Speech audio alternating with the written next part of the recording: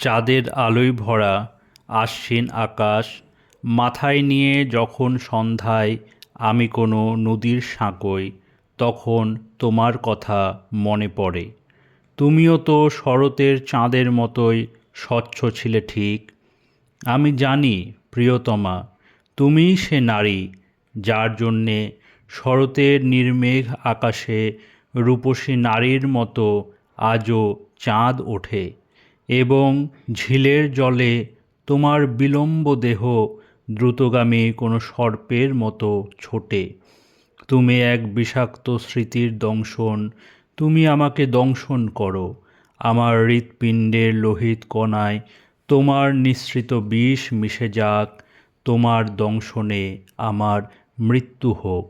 মৃত্যু হোক আমার সমস্ত তৃষ্ণার উলঙ্গ প্রকৃতির, যেমন বিষাক্ত সর্পের দংশনে আমাদের মৃত্যু হয়।